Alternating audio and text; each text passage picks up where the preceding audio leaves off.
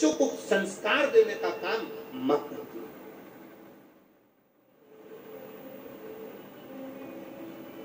मां को बहुत बड़ा फर्ज अदा करना पड़ता है, बहुत बड़ा। भगवान कहते हैं मैं पशुपति नाथ बनकर जाऊंगा, तुम्हारा पति बनकर जाऊंगा, तीनों को मार भी दूंगा, मना नहीं, पर साथ तुम सबका चाहिए।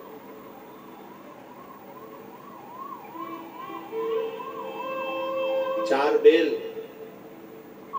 एक साथ रहते थे, जंगल से शेर आता था, चारों बैल एक साथ लड़ते थे, शेर भाग जाता था।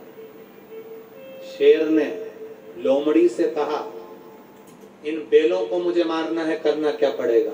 लोमड़ी ने कहा चिंता मत करो, मुझ पर छोड़ दो, मैं चारों को अलग अलग कर दूंगी, एक एक कर मरवा दूंगी।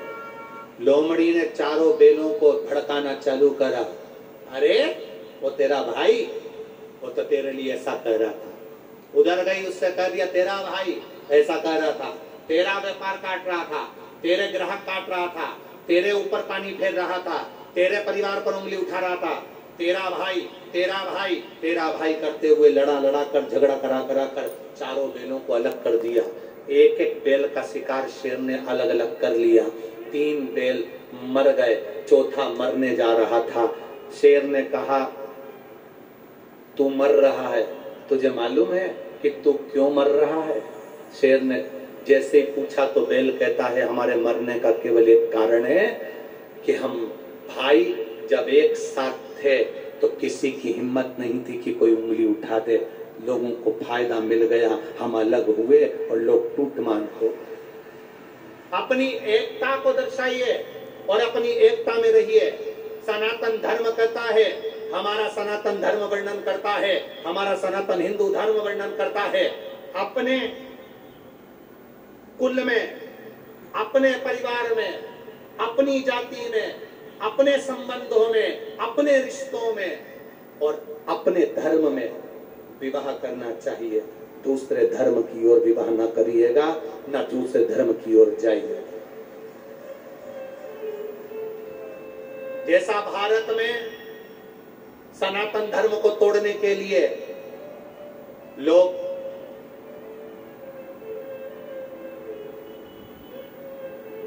दूसरे धर्म में अपनी ओर आसक्त कर रहे हैं,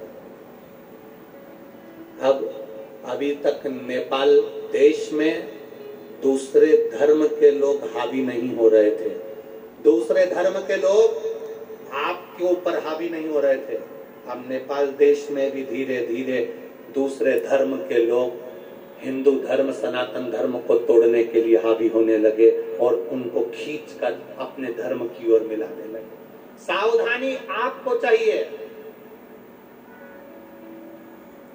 अपने बच्चों को वो संस्कार दीजिए कि अपने धर्म में विवाह करें, अपने धर्म में रहें, अपने धर्म को माने, दूसरे धर्म की ओर आसक्त न, दूसरे धर्म की ओर आसक्त। शिवजी कह रहे मैं पशुपति बन जाऊं, मार दूंगा। गए मेरे भोलेनाथ मारने के लिए, तारकाक्ष विदुमाली कमलाक्षकी को मारने लगे तो कमलाक्षकी ने पीछे से फरसा उठाकर शंकर भगवान जो पशु बनकर गए थे उनका सिर काट दिया। धड़ केदारनाथ जी में गिर गया। शीश डोलेश्वर महादेव, पशुपतिनाथ के रूप में डोलेश्वर महादेव में आकर गिर गया। शीश डोलेश्वर महादेव के रूप में आकर गिरा। कभी एकांत में जाकर डोलेश्वर महादेव का दर्शन करना। शंकर भगवान जो पशु का रूप धारण करे थे, उनका जो शीश था, उनका जो चेहरा था, जब धड़ नीचे गिरा तो शीश वहां जाकर गिरा। एक पशु का जो चेहरा होता है, उसके जो नेत्र होते हैं, उसका जो मुख होता है, उसका जो स्वरूप होता है, कभी एकांत में डोलेश्वर महादेव का दर्शन करना। महादेव जो पशु का रूप रख कर गए थे, धड़ जो केदारनाथ में रहा और शीश जो डोलेश्वर महादेव में रहा, आपको उस पशु के शीश जैसा भगवान का डोलेश्वर महादेव का पूरे शीश का दर्शन हो जाएगा। ब्राह्मण देवता से कहोगे तो वो बता भी देंगे।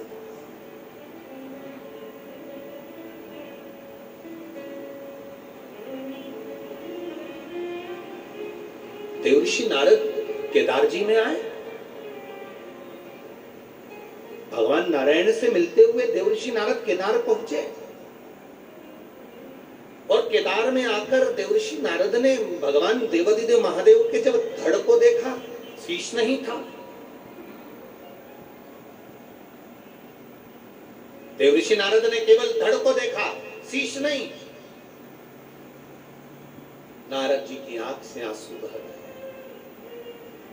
नेत्रों से चल। प्रभु आपका शीश।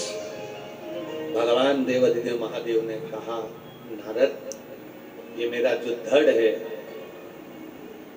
और मेरा जो शीश काठमांडू के अंतर्गत डोलेश्वर महादेव के रूप में, पशुपतिनाथ के रूप में लोग पूछेंगे।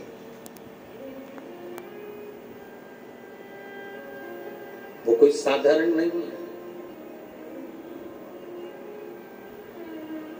भूलवश भी, मान लो भूलवश, कोई भूल से भी यदि एक बार मेरे धड़ का दर्शन नहीं कर पाया और मात्र मेरे शीश का दर्शन डोलेश्वर महादेव के रूप में, जो पशुपतिनाथ के रूप में विराजमान है, उसका मात्र दर्शन कर ले, एक शमी की पत्ती या एक बेलपत्र केदारेश्वर के नाम को लेकर डोलेश्वर पर समर्पित कर देता है, उसकी मनवांछित फल की प्राप्ति उसको हो जाती है। नाम केदारेश्वर का बोलकर डोलेश्वर पर एक शमी की पत्ती, एक बेलपत्र कोई भूल वश भी समर्पित कर दे, उसकी मनवांछित फल की कामना पूर्ण हो जाए।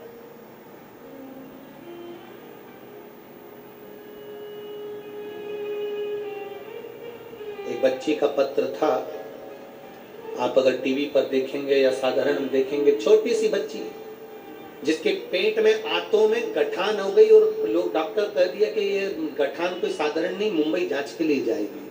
छोटी सी बच्ची, जरा सी बच्ची है। उसका फोटो आप लोग आस्था चैनल के माध्यम से भी देख रहे होंगे। उसके शरीर पर उस बच्ची का फोटो देखो पहले तो, जो हॉस्पिटल में पड़ी, उसके पेट में जो टांके लगे हैं वो देखिए, जिसमें पत्र लिखा है,